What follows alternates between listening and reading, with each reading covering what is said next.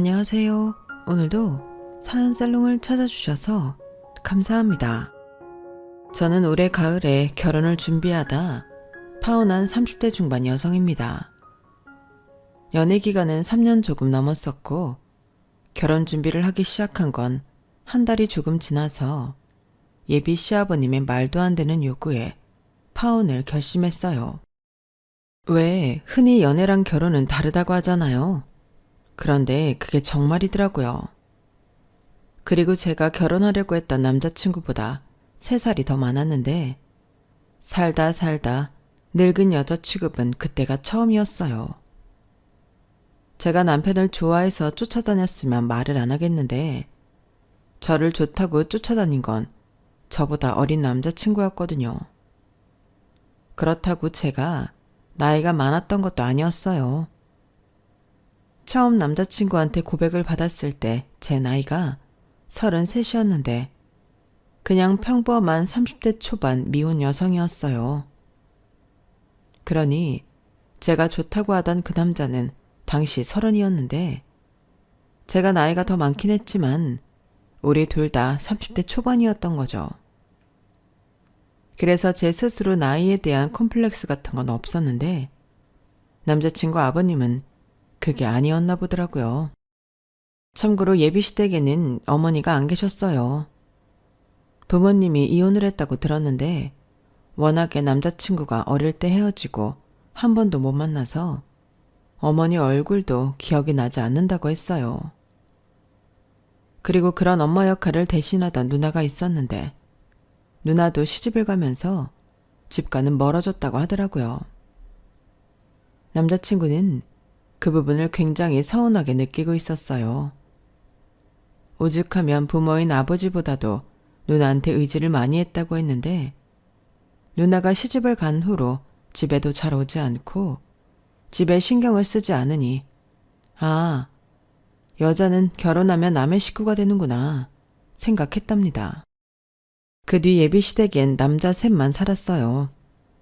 남자친구한테는 1살 어린 남동생도 있었거든요. 그런데 자기 밥벌이는커녕 남자친구한테 용돈을 받고 있었는데 설상가상으로 시아버님도 마찬가지였어요. 직업이라고 따로 있는 게 아니고 일용직 노동자셨는데 몸이 워낙 약하셔서 병원을 친구 집 마실 가듯 하셨거든요.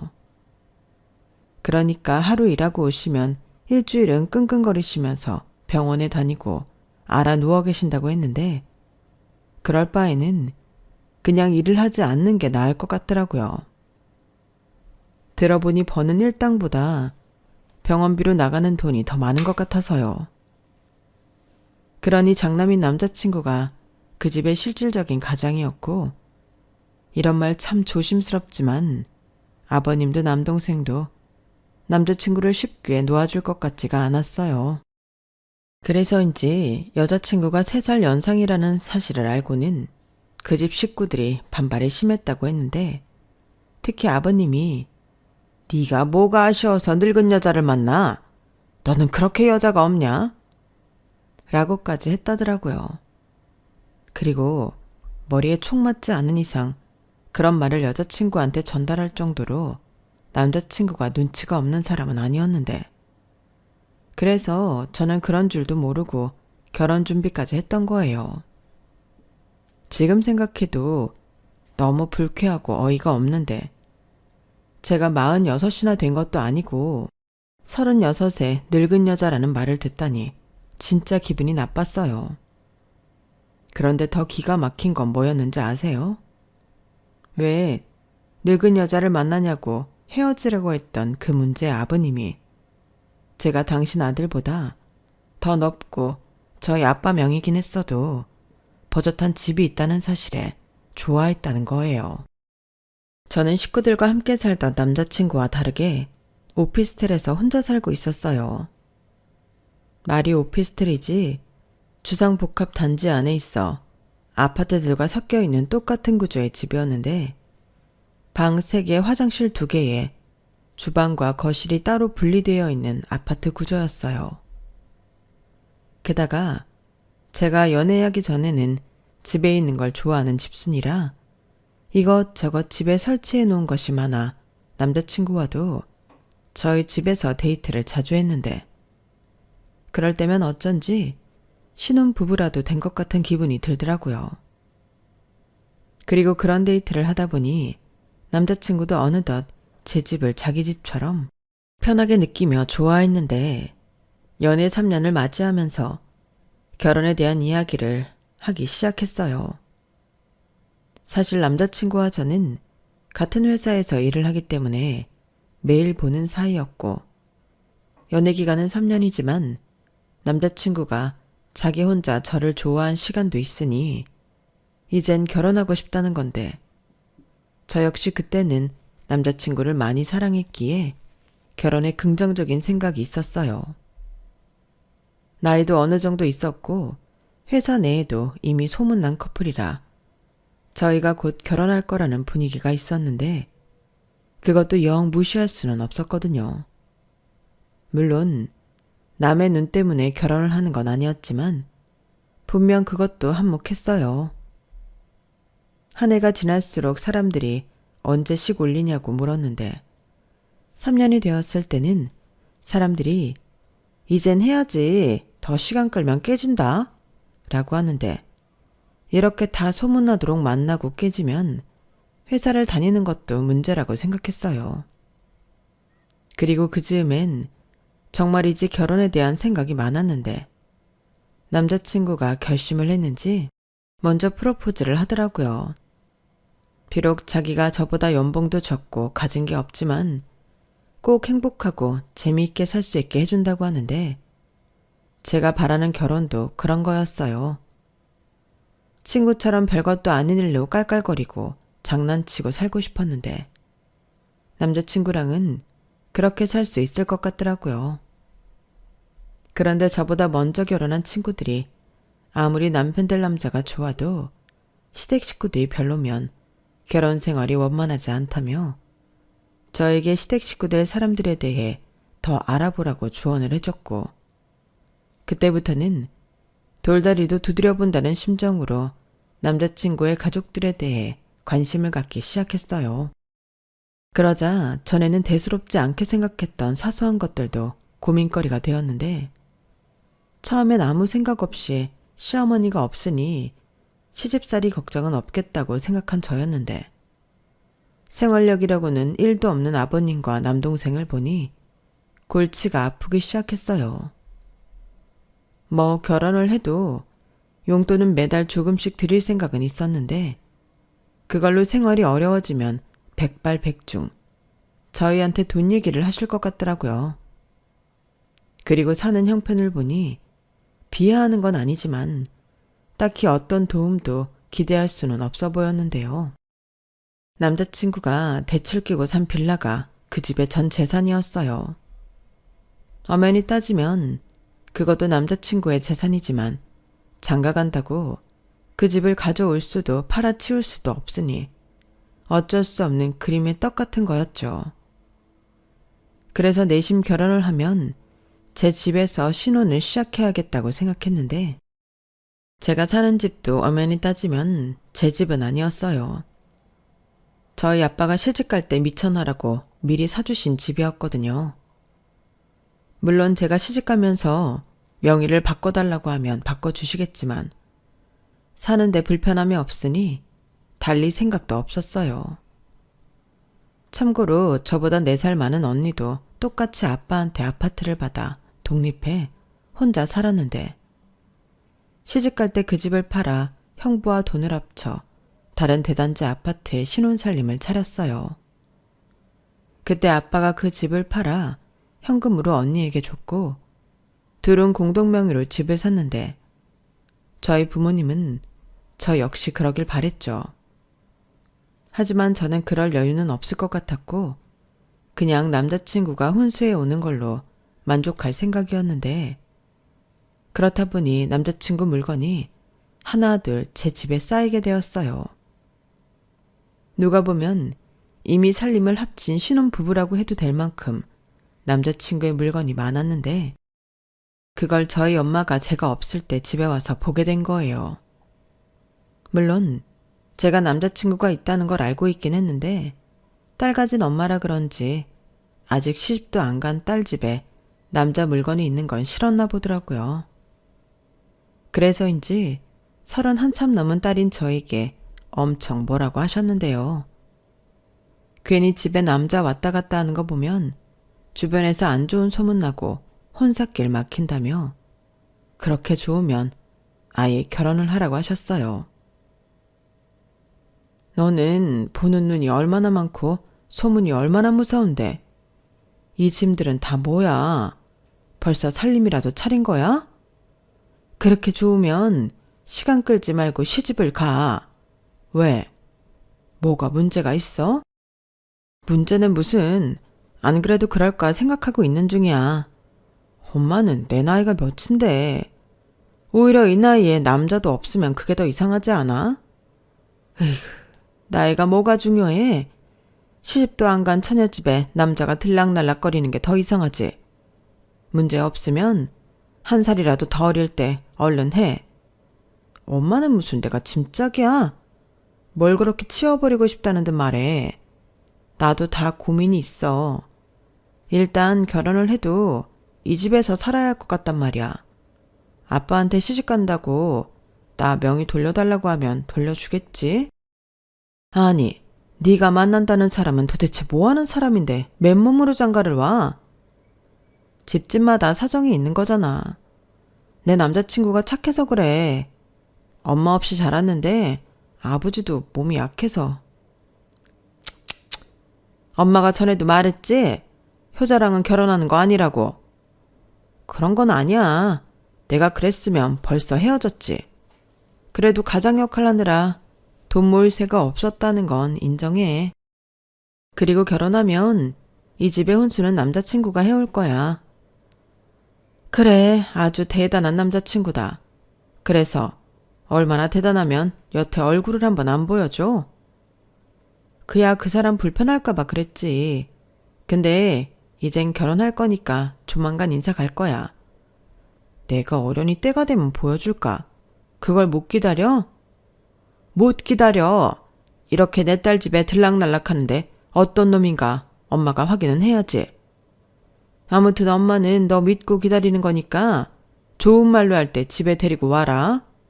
네 아빠도 은근 네가 어떤 놈을 만나는지 궁금해해. 자꾸 놈놈한다. 알았어. 조만간 갈 테니까 그만 좀 쪼아. 그리고 미리부터 말하지만 그 사람 엄마 없이 살아서 그런지 우리 집에 가서 많이 어색할 수 있거든. 그러니까 엄마도 조심 좀 해줘. 궁금하다고 막 폭풍 질문하지 말고. 나한테 하듯 쪼아대지 말라고. 요즘은 고부 갈등보다 장서 갈등이 그렇게 문제래. 어머, 얘 좀 봐. 아주 별꼴이야. 내가 그럼 네 남친한테 함부로 할까봐 벌써 이러는 거야? 이거 왜 이래? 이래봬도 엄마 교양 있는 사람이다. 그리고 엄마랑 아빠는 진짜 이상한 사람이 아니고서는 대환영이야.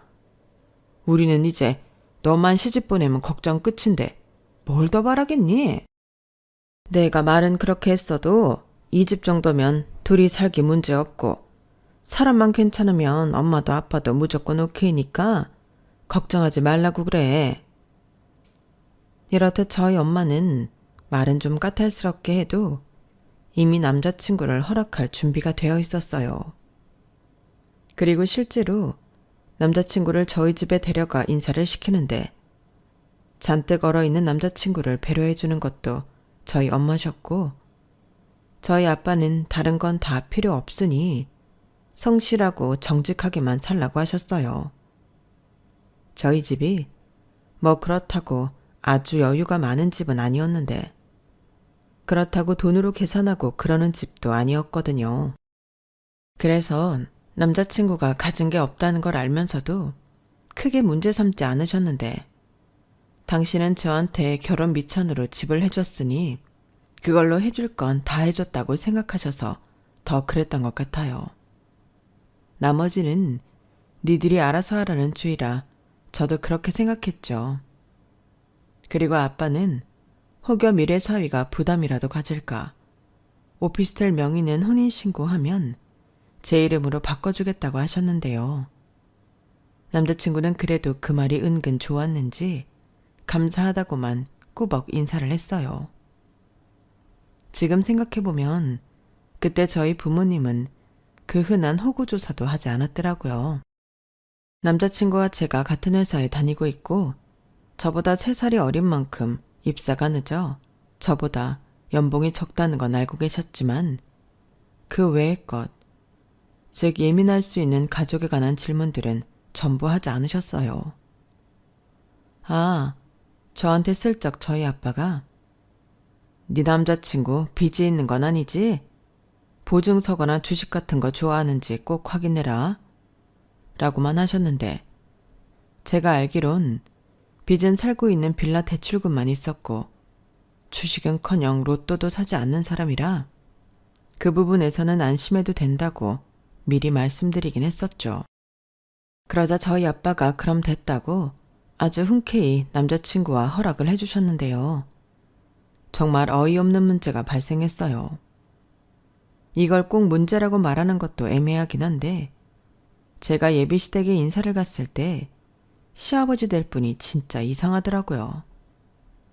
분명 가진 거 없는 집이라는 건 제가 다 알고 있는데 그렇게 저를 위아래로 훑으며 저희 부모님 호구조사부터 제 연봉까지 무슨 질문 리스트라도 뽑아놓은 양 정신없이 물으셨어요.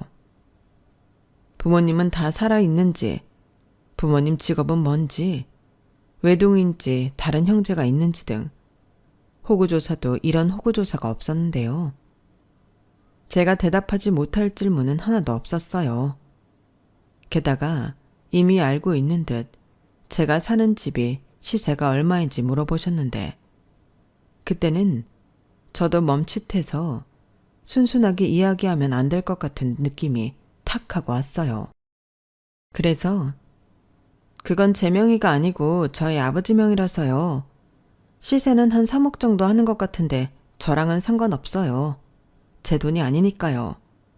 라고 말을 했는데 남자친구가 저를 놀란 눈으로 쳐다보더라고요. 하지만 자기도 이내 제가 왜 그런지 알겠다며 그땐 자기가 나서서 수습하려 했어요. 아버지, 그만하세요. 혜영이 놀래요. 뭘 그런 것까지 물으시고. 왜? 이제 결혼하면 한 식구인데 궁금하잖아. 근데 그럼 그 집은 나중에 아버지가 도로 가져가나? 에이, 줬다 뺏는 건 아무리 부녀지간이라도 아닌데. 나중에 주시겠지? 글쎄요. 이왕이면 시집갈 때 주면 더 좋고 어디 한번 물어나 봐. 내가 아버지면 딸 자식 시집 보낼 때 시원하게 줄 텐데. 그짝 아버지도 아마 그 생각일 수도 있어. 우와, 그럼 우리 형수는 취집 올 때 집을 해오는 건데? 형 능력 있다. 그럼 네 형이 날 닮아서 능력 있지. 그리고 여자가 나이가 많으면 원래 좀 더 해오고 그러는 거야. 그렇다고 내 말 오해하지 말고. 지금 보니 동안이네. 저는 저걸 농담이라고 하는 건지 웃지도 못하고 표정 관리가 어려웠어요. 그래서 슬쩍 남자친구를 쳐다봤는데 가운데서 미안해 죽겠다는 얼굴을 하고 있더라고요.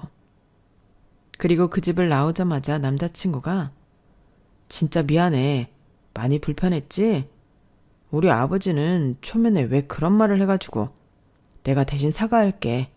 라고 하는데 아휴, 이 남자는 도대체 무슨 죄인지 빨리 결혼해서 남자친구를 저 집구석에서 빼내오고 싶었어요. 저는 그때까지는 결혼하면 우리끼리 사는 거니 정말로 그렇게 되는 줄 알았거든요. 시댁도 친정도 그냥 할 도리만 하고 용돈 정도 챙겨드리면 된다고 생각했는데 제가 그때 뭘 몰라도 한참 몰랐어요. 거기에 저는 작정하고 시집살이를 시킬 시어머니도 없으니 시아버지 정도는 제 손에서 어떻게든 해결할 수 있다고 믿었는데 그게 제 생각과는 많이 다르더라고요.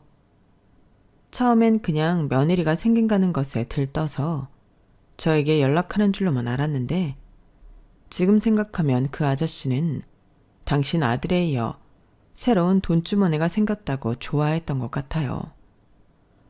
사람이 그렇게나 최악일 수가 있다니. 저는 당시 설마 하며 믿기 싫은 현실을 외면했는데 그 와중에도 남자친구와는 사이가 여전히 좋았어요.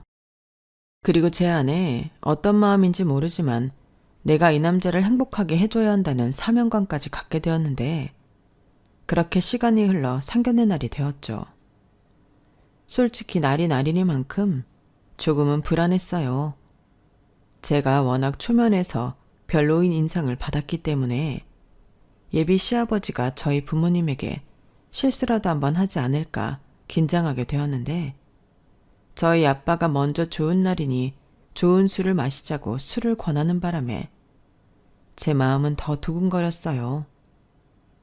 그런데 다행히 몸이 별로 좋지 않은 예비 시아버님이 당신은 먹는 약이 있어 술을 자제해야 한다며 사양하셨고 저희 아빠는 그럼 그렇게 하시라고 하면서 다행히 큰 문제 없이 상견례 자리가 끝났는데요. 딱 보니 예비 시아버님도 긴장을 많이 하고 오셨더라고요. 그에 반면 저희 아빠는 세상 편한 듯 농담도 하시고 분위기를 주도하셨는데 어쩐지 예비 시아버님은 눈치만 볼 뿐 전에 저에게 했던 것처럼 선을 넘지는 않으셨어요. 그걸 보고 참 다행이라고 생각했죠. 사람이 그래도 경우가 없지는 않는구나 생각하며 결혼식 날을 잡고 헤어졌는데 저희 엄마는 안 싸돈이 없어서 그런지 그 집이 뭔가 불안정해 보여 찝찝하다고 하셨어요. 하지만 남자친구가 워낙에 사람이 좋고 저를 챙겼기에 사위 얼굴 봐서 넘겼는데 걱정은 된다며 나중에 제가 시아버지를 챙겨야 할 텐데 벌써부터 바깥 사돈이 아픈 곳이 많다고 하니 그게 걱정이 된다고 하시더라고요. 사실 거기까지는 생각하지 않았던 저였는데 그때 제가 슬쩍 남자친구한테 얘기를 하니 그건 자기가 알아서 할 거라고 걱정하지 말라고 저를 안심시켜줬어요. 병원을 모시고 가던 아님 정말 나중에 누군가의 돌봄을 받아야 할 때는 지금 살고 있는 집을 팔아서라도 요양시설에 모시면 된다고 했는데 그 말까지 들으니 조금은 안심이 되었죠. 그렇게 한 달 남짓 결혼 준비가 진행됐어요. 집은 제가 살던 오피스텔에 있어 해결됐고 결혼식장 예약과 웨딩 촬영 그리고 신혼여행까지 차례차례 예약을 마쳤는데 남자친구가 자기 식구들이랑 밖에서 밥을 한번 먹자고 했어요. 밥? 갑자기? 아빠가 이제 진짜 자기가 우리 식구 되는 거니까 친해지고 싶다고 밖에서 밥을 사주겠대. 아, 그래? 그렇게까지 안 하셔도 되는데 그래도 호의를 베푸시는 거니까 기쁜 마음으로 가야겠지? 그래, 그러자. 나는 솔직히 좀 의외라 놀랐어. 그래도 자기 며느리라고 챙기고 싶어 하더라고. 자기가 요리를 잘하는 것도 아니라 따뜻한 밥상도 못 차려준다고 밖에서 자기 좋아하는 걸로 한 끼 사주고 싶대. 자기 밥 사주려고 나가서 일도 하고 왔나 봐. 정말? 그러다 또 아프시면. 안 그래도 요즘 계속 아프다고 골골거리는 중이지. 그래도 며느리 본다고 기쁜가 봐. 저는 남자친구의 말을 듣고 그래도 예비 며느리라고 챙겨주시는 마음에 감사하다고 생각했어요. 그래서 약속된 날짜에 맞춰 작은 선물로 아버님 드실 영양제를 사들고 참석했는데 제 손에 비싼 영양제가 들려있는 걸 보고 예비 시아버님이 아이처럼 활짝 웃으셨어요. 그리고는 앉으라며 손질을 하셨고 먼저 주문했다는 식사가 나오기 시작했는데 나름 생각을 하셨는지 깔끔하게 차려진 한정식이 제 앞에 차려지더군요. 그때 분위기가 참 화기애애하게 좋았어요. 정말이지 한 식구가 된 것처럼 예비 도련님까지 참석해 이야기를 주고받는데 그땐 정말 제가 이 사람들과 가족이 된다는 것이 실감났죠. 하지만 좋은 것도 그때뿐이었어요. 알고 보니 그 자리는 그냥 친해지자고 만든 자리가 아니라 목적이 있는 자리더라고요. 그리고 이윽고 분위기가 무르익어가니 예비 시아버님이 그러셨는데요. 저기, 내 말 오해는 하지 말고 지금 살고 있는 그 집이 오피스텔이라지? 네, 내가 한때는 건축도 하고 부동산 일도 조금 했어서 잘 아는데 오피스텔이 살 때는 좋아도 팔 때가 영 나빠. 내가 이 녀석한테 주소를 듣고 좀 찾아봤는데 얼른 팔아치우는 게 좋겠더라고. 아, 근데 그건 제 명의가 아니라서요. 그래, 그거야 내가 알지. 전에도 그렇게 말했잖아. 근데 신혼집으로 쓸 요량이면 집에다 말을 해서 팔자고 해. 그래도 이제 와서 어떻게 그래요? 저희 그 집에 들어갈 생각으로 집도 안 구했는데. 무슨 걱정이야? 우리 집에 있는데. 당분간 우리 집에 있으면서 차근차근 집 구하면 되지. 그리고 아버지가 그 오피스텔 팔면 우리 지금 사는 빌라도 팔아서 조금 더 큰 집을 사는 게 어때? 이왕이면 우리도 같이 살게. 네? 그게 무슨... 아버지, 조용히 좀 해. 아버지가 다 생각이 있어서 그래. 그리고 이놈아, 너는 장가 가면서 우리 생각은 안 하냐? 너 없이 막둥이랑 내가 어떻게 사냐? 그야 제가 생활비 드릴 거예요. 그리고 그런 얘기는 저랑 먼저 해야죠. 여기서 그런 얘기를 하시면 어떡해요? 어떡하긴 뭘 어떡해? 말 나온 김에 여기서 결정을 보면 되지. 내가 너한테 얘기를 하면 네가 이런 자리를 만들기나 하겠니? 아무리 생각해도 이게 최선이야. 아는지 모르겠는데 내가 몸이 별로 안 좋아서 병원도 자주 가야 하고 며느리 수발도 좀 받아야 하는데 그러려면 같이 사는 게 편하지. 안 그래? 저는 저를 보고 배시시 웃는 그 얼굴에 진심으로 소름이 끼쳤어요. 그러니까 이 얘기를 하려고 저를 만나자고 한 건데 저는 단박에 그건 싫다고 거절했죠. 시아버지 수발 들려고 결혼하는 여자는 없잖아요. 그러자 예비 시아버님은 표정 관리가 안 되는 듯 언짢은 얼굴로 저를 쳐다보셨고 화기애애했던 자리는 삽시간 긴장감이 맴돌았는데 여기서 밀리면 끝이라는 생각이 제 머릿속에 가득했어요. 그리고 자기의 제안이 거절당하자 기분이 많이 상했는지 예비 시아버님은 이젠 대놓고 막말을 쏟기 시작했는데 저의 결혼은 그때 깨진 거나 다름없게 되었어요. 글쎄 이 아저씨가 저에게 젊은 서방을 얻으려면 부모인 자기한테 정성을 보여야 한다고 말도 안 되는 소리를 하더라고요. 저는 순간 제 귀를 의심했는데 무슨 자기네가 대단한 양보라도 하는 것처럼 제 나이를 들먹이더라고요. 아니 이봐, 자네도 참 염치가 없네. 여자 나이 1살 많은 것도 남자 집 입장에서는 될까 말까야. 근데 무려 3살이나 나이도 많으면서 이렇게 생각도 하지 않고 싫다는 말이 바로 나오나? 싫은 건 싫은 거죠. 그리고 제가 경훈 씨보다 3살 많은 건 맞지만 그렇다고 아버님 말씀처럼 제가 뭘 부담해야 한다고 생각하진 않아요. 제가 시집 가는 게 경훈 씨랑 행복하게 살려고 하는 거지 아버님 수발 들려고 하는 게 아니잖아요. 거참 말 진짜 싸가지 없게 한다. 우리 아들이랑 행복하게 살려면 그 부모를 잘 봉양할 생각을 해야지. 어떻게 그렇게 이기적이야? 자네는 내 아들보다 누나면서 생각이 그렇게 짧아서 어쩌나?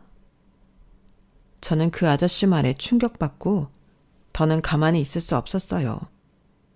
그래서 이렇게는 결혼 못한다고 자리에서 일어났고 제 말에 더 기가 막힌다며 그 아저씨는 호통까지 치셨는데 나중에는 식사값도 저더러 내고 가라고 하더라고요.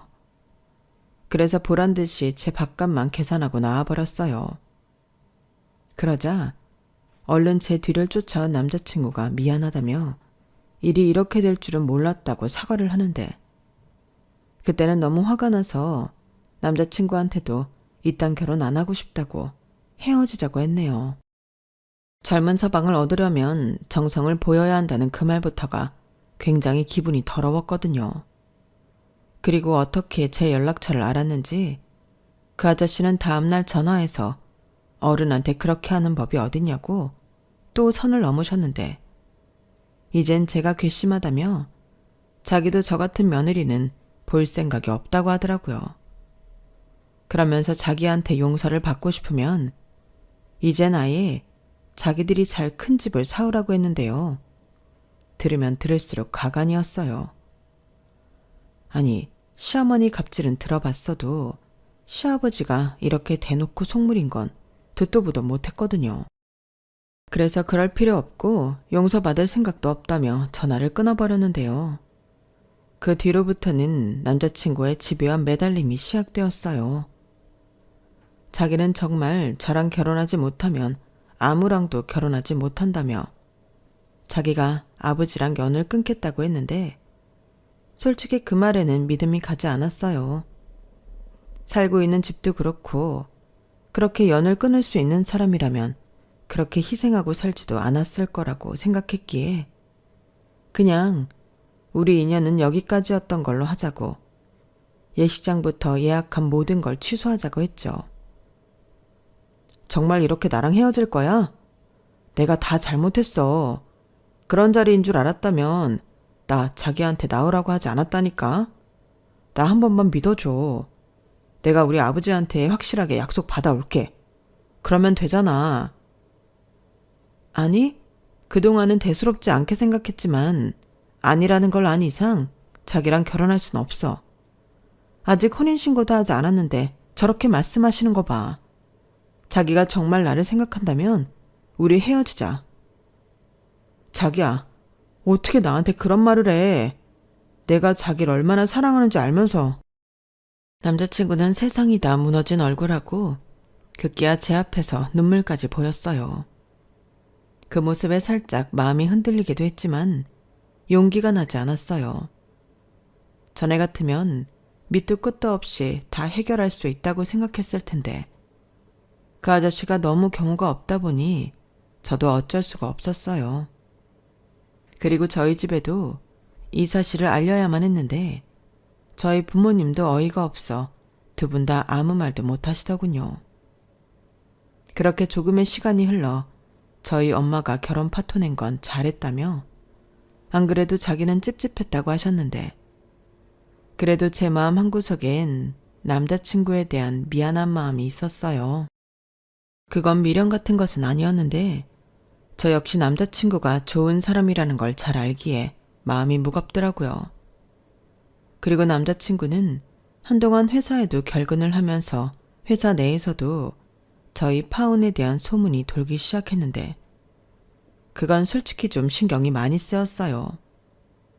이래서 사내 연애가 나쁘다는 거구나 뼈저리게 느끼며 시아버지가 될 뻔했던 그 아저씨를 원망했는데 무슨 저런 부모가 다 있을까 너무 화가 나더라고요. 그리고 그 아저씨는 무슨 생각인지 그 후로도 저에게 전화를 여러 번 하셨는데 저는 받지 않았죠. 나중엔 차단까지 했는데 모르는 번호로 계속 전화가 걸려오는 걸 봐서는 그 아저씨 같아서 받지도 않았어요.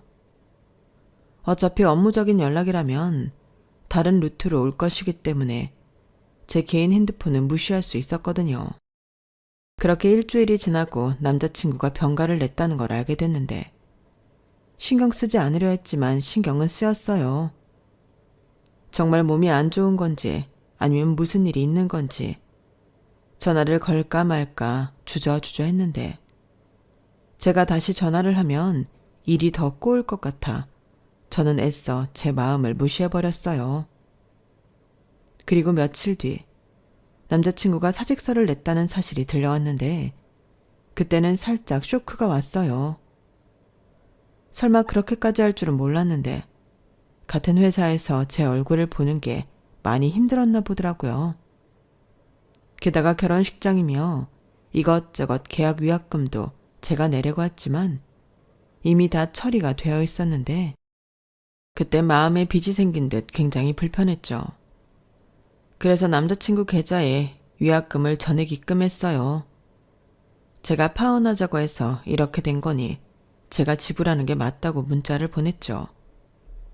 그러자 곧장 전화가 걸려왔고 저는 받지 않으려 하다 제대로 끝맺음은 하는 게 예의인 것 같아 전화를 받았는데 남자친구 목소리가 많이 안 좋더군요. 왜 돈을 보내고 그래?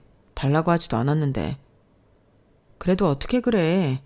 나 때문에 나온 위약금인데 내가 해결하는 게 맞지. 아니야. 원인 제공은 우리 쪽에 있잖아. 내가 다시 입금할게. 됐어. 이래야 내 마음이 편해서 그래. 끝까지 내 마음 편한 것만 챙겨서 미안한데 그냥 받아줘. 근데 회사까지 그만둘 필요가 있었어? 나 때문이지? 겸사겸사. 자기도 나 보기 불편하잖아. 회사에서도 벌써 소문이 났을 거고. 아, 이건 소문이 아닌가? 아무튼 그것도 미안해. 뭘 그렇게 미안해. 미안한 건 난데. 이제 와서 이런 말 하는 거 의미 없지만 경훈 씨가 나 많이 좋아해 준 거 고마워. 그리고 내 마음도 진심이었어. 다만 내가 그릇이 그렇게 넓지는 못해서. 더 얘기 안 해도 돼. 이미 다 알아. 그리고 좋은 사람 만나서 행복하라는 말은 차마 하고 싶진 않다. 그래도 잘 살길 바래. 진심이야. 고마워. 경훈 씨도 나 말고 진짜 좋은 여자 만나서 행복했으면 좋겠어. 나도 진심이야. 저는 전화를 끊고 한참 동안 소리 없이 울었어요. 무슨 로미오와 줄리엣도 아닌데 미안하고 애틋해서 눈물이 멈추지 않더라고요. 그리고 며칠 뒤 진짜 어이없는 일도 또 일어났는데요. 글쎄 회사로 그 문제의 아저씨가 저를 찾아왔더라고요. 소식을 듣고 놀라서 나가보니 어디서 술을 먹고 온 듯 소리소리를 지르고 있었는데 제가 자기 아들을 가지고 놀았다며 개망신을 주겠다고 눈을 까디집고 저에게로 달려왔어요. 너 잘 만났다. 네가 나 때문에 결혼 깬다고 했다며? 그럼 늙은 주제에 젊은 내 아들을 날로 가르치려고 했어? 늙은 네가 우리한테 어필할 게 돈밖에 더 있냐? 내가 지참금을 가지고 오라고 한 것도 아니고 그냥 넓은 집에서 같이 살게 집이나 해오라는 건데 그게 그렇게 어려운 일이냐? 내가 늙은 너 때문에 내 아들이랑 의절하게 생겼어. 아니, 지금 술 드시고 여기까지 와서 무슨 횡포세요? 의절이요? 절연이겠죠. 그리고 그게 왜 저 때문이에요? 아저씨 때문이지. 아들 등에 빨대 꽂고 사시더니 며느리 등에도 빨대 꽂으려 하셨잖아요. 그래놓고 늙었으니 돈으로 어필을 하라고요? 이게 지금 무슨 개소리예요? 개소리? 개소리는 네가 하는 소리지. 너는 우리한테 쓰는 돈이 그렇게 아깝냐? 네, 아까워요. 아저씨 아들한테 쓰는 돈은 안 아까워도 아저씨한테 쓰는 돈은 100%다 아깝죠. 아저씨, 그러시면 아저씨 아들 평생 장가 못 가요. 무슨 부모가 자식 인생을 도와주진 못할 망정 말아먹어요. 부끄러운 줄 아세요. 제가 웬만하면 진짜 아저씨 아들 그 집구석에서 구해오고 싶은데 겨우 참는 거예요. 아저씨가 이럴 것 같아서요. 뭐야? 내가 어디가 어때서?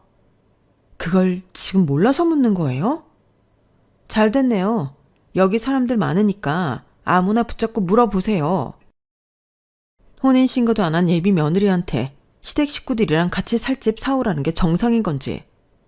그리고 아저씨 아들 33, 제 나이 36인데 제가 늙어서 돈으로 정성을 보여야 한다는 것도 정상적인 사고인지 빨리 물어보세요. 저는 이성을 잃고 많은 사람들이 보고 있다는 것도 잊은 채 소리치며 말했어요. 남자친구에 대한 미안한 마음도 가시기 전에 이 문제의 아저씨가 와서 사람 마음을 뒤집어 놓으니 저도 화가 나서 참지 않았죠.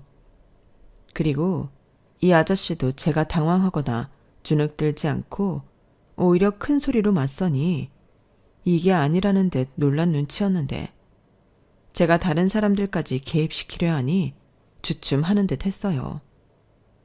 그래서 이 기세를 몰아 다시 한번 회사에 찾아와 횡포를 부리면 경찰에 신고해서 개망신은 내가 줄 거라고 몰아붙였는데, 그러자 민망한 듯 헛기침을 몇 번 하고는 대뜸 네가 그러니까 그 나이 먹도록 시집을 못 간 거야.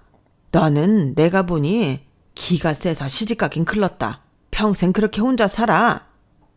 라며 악담을 했는데 저도 뒤질세라 남이 사 신경 끄세요. 제가 어떻게 살든 아저씨랑 무슨 상관이에요. 그럴 시간 있으면 제발 아저씨 자식들 걱정이나 하세요. 라고 말했죠. 그리고 그 즈음부터는 사람들도 그 아저씨를 이상하게 쳐다보기 시작했는데, 그때였어요. 마침 제가 그날은 아빠와 만나서 본가에 가기로 했는데 우연히 저를 본 아빠가 달려오시더라고요. 그런데 손에 무언가 들려 있었는데 저희 아빠 손에는 소금이 들려 있었어요. 나중에 그 소금은 어디서 났냐고 물어봤었는데 편의점에서 샀다고 하시더라고요. 아무튼 그렇게 소금까지 사서는 사돈이 될 뻔한 그 아저씨를 향해 거침없이 뿌리셨는데 정말 진풍경이 따로 없었죠. 그리고 소금 차례를 맞은 그 아저씨는 저희 아빠까지 나타날지는 몰랐다는 듯 많이 당황했는데, 왜 약한 사람한테는 강하고 강한 사람한테는 약한 사람 있잖아요. 그 아저씨가 딱 그런 사람이더라고요. 저희 아빠가 화가 나서 너 이놈, 지금 감히 내 딸한테 무슨 짓이야? 라고 달려오니 그 아저씨는 놀라서 뒷걸음질 쳤어요. 그리고는 이젠 정말 창피함을 느꼈는지 어쩔 줄을 몰라 했는데, 그래도 자존심은 있다고? 애비나 딸년이나 험악하긴 똑같네. 당신들 그렇게 살지 마. 라고 말하고 도망치듯 주랭랑을 쳤는데 진짜 왜 저렇게 사나. 그 뒷모습이 한심해 보였어요. 그리고 거기에 지지 않는 저희 아빠는 그 아저씨의 뒤통수에 대고 나도 당신 같은 없는 집구성이랑은 사돈 맺기 싫어. 어디서 감히 내 딸한테 다시 나타나면 그땐 내 손에 죽는다. 라고 소리쳤는데, 참, 덕분에 저는 아주 유명인사가 됐죠. 그래서 겸사겸사 일주일 정도 휴가를 쓰면서 머리를 식혔는데 생각이라는 게 마음처럼 멈춰지진 않더라고요. 사람이 얼마나 몰상식하면 술을 먹고 그렇게 나타나 횡포를 부릴 수가 있는 건지, 저런 인간을 아버지라고 외면하지도 못하고 사는 그 사람이 참 불쌍했는데요. 부디 나중에라도 정말 좋은 인연을 만나 행복했으면 좋겠다는 생각을 했습니다. 비록 그 사람이 제가 될 수는 없었지만 그 사람이 더는 불행하지 않았으면 해요. 그리고 어쩌면 이 여우는 생각보다 오래 갈 수도 있다는 예감이 들었는데, 얼마 전 저는 큰 결심을 했어요. 저 역시 회사를 그만두기로 결정을 했죠. 제가 너무 유명해진 탓도 있고, 제가 회사를 계속 다니면 이미 그만둔 그 사람의 얘기도 계속 사람들 배에 오르내릴 것 같아 결정한 일인데, 사실 그동안 모아둔 돈도 제법 있고 몸도 마음도 많이 지쳐서 쉬고 싶은 마음이 있었거든요. 그리고 준비를 잘해서 이직을 할 생각인데, 이걸 계기라고 하긴 그렇지만 이걸 계기로 더 성장하고자 노력하고 있습니다. 저희 집에서는 나이가 30 중반이다 보니 이러다 영영 시집을 못 갈까 걱정하는 눈치지만 저는 나이에 연연하고 싶진 않아요. 비록 졸지에 늙은 여자 취급을 당하긴 했지만 저는 스스로 제가 늙었다고 생각하진 않거든요. 그리고 나이는 숫자에 불과한데 누구처럼 나이로 그 사람을 판단하면 안 된다고 생각해요. 그래서 무엇이 됐든 설사 그게 결혼일지라도 저는 나이에 구속되고 싶지 않은데요. 지금은 그저 이 파혼의 후유증을 잘 견디려 노력할 따름입니다. 이게 생각보다 많이 힘들더라고요. 아무래도 당사자들의 갈등이 아닌 부모의 일로 헤어지다 보니 마음이 더 복잡한 것 같은데, 저도 그 사람도 이 상처에서 잘 벗어나길 바래요. 그리고 먼 훗날엔 서로에 대해 좋은 기억만 남길 바랄 뿐인데요. 좋은 사람인 만큼 그 사람이 많이 행복했으면 좋겠습니다. 아울러 그 염치 없고 경우 없는 그 사람의 가족도 이제 제발 그 사람을 자유롭게 놓아줬으면 좋겠는데, 남의 가정사에 뭐라고 할 수는 없지만 남자친구의 엄마가 왜 일찍 이혼하고 떠났는지 알 것 같네요. 사람이 하루아침에 변할 수는 없겠지만 그 아저씨가 벼락이라도 맞아 정신을 차렸으면 좋겠네요. 사랑의 힘으로 모든 것을 극복할 수 있다고 생각했는데 현실은 그렇지 못하더라고요. 물론 그런 분들도 계시겠지만 저는 그러지 못했기에 저는 제 그릇을 알고 그냥 지금처럼 제 분수에 맞게 살아갈 생각입니다. 솔직히 지금은 연애나 결혼 생각은 전혀 없고요. 새로운 직장 잘 구해서 열심히 제 능력껏 살고 싶은 마음이에요. 그리고 지금보다 더 현명하고 지혜로운 사람이 되고 싶은 마음인데, 정말이지 그 사람의 아버지 같은 최악의 어른은 되지 말아야겠다는 생각입니다. 나이를 먹었다고 다 어른은 아니더라고요. 제 파혼 이야기는 여기까지예요. 제 이야기를 들으시고 어떠셨는지 궁금한데요. 저는 제 결정을 후회하진 않지만 객관적으로 제가 잘 판단했는지는 잘 모르겠습니다. 이 글을 쓰고 있는 지금도 그 사람을 떠올리면 마음이 많이 무겁거든요. 하지만 시간이 약이라고 우리 둘 다 미안한 마음은 빨리 잊고 서로의 행복을 빌어줄 수 있었으면 좋겠는데 제 욕심일까요? 그게 설령 정말 욕심이라도 부디 꼭 그렇게 됐으면 좋겠네요.